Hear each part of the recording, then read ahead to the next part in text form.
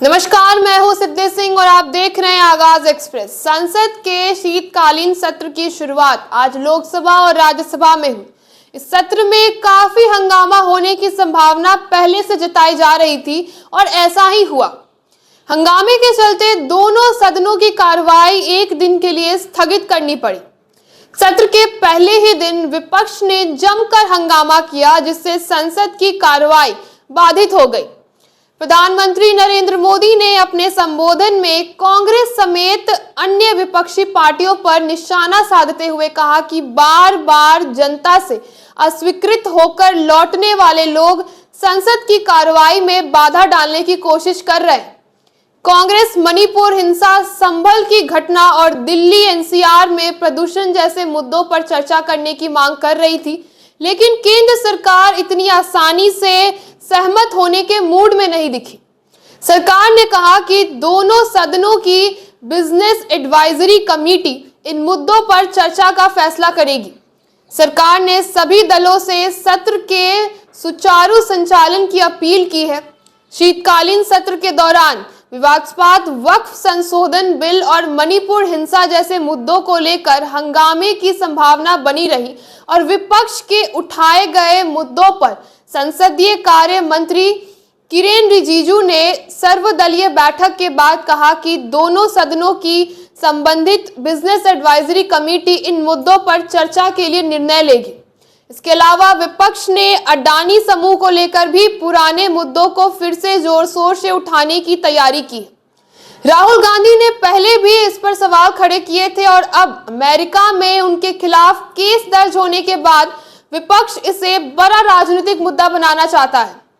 बता दें कि प्रियंका गांधी की लोकसभा में एंट्री के साथ अब गांधी परिवार के 3 सदस्य संसद में सक्रिय हो गए हैं। प्रियंका ने हाल ही में केरल के वायनाड से लोकसभा उपचुनाव जीता है। ये पहली बार होगा जब गांधी परिवार के 3 सदस्य एक साथ लोकसभा में दिखाई देंगे।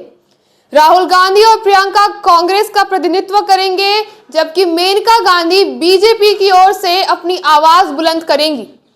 संसद के शीतकालीन सत्र की शुरुआत में पीएम मोदी ने विपक्ष पर निशाना साधते हुए अपने विचार रखे। उन्होंने कहा कि संसद में स्वस्थ चर्चा होनी चाहिए और अधिक से अधिक लोग इसमें हिस्सा लें। हालांकि उन्होंने कुछ लोगों पर संसद का दुरुपयोग करने और राजनीतिक लाभ के लिए बाधा डालने का आरोप लगाया। पीएम ने कहा कि जनता ऐसे लोगों को अस्वीकार कर चुकी है और समय आने पर उन्हें सजा भी देती है। प्रधानमंत्री मोदी ने सत्र की महत्ता पर जोर देते हुए कहा कि यह सत्र खास है क्योंकि भारत संविधान के 75वें वर्ष में प्रवेश कर रहा है। उन्होंने उम्मीद जताई कि नए सांसदों के विचार और ऊर्जा संसद में दिखाई देंगे।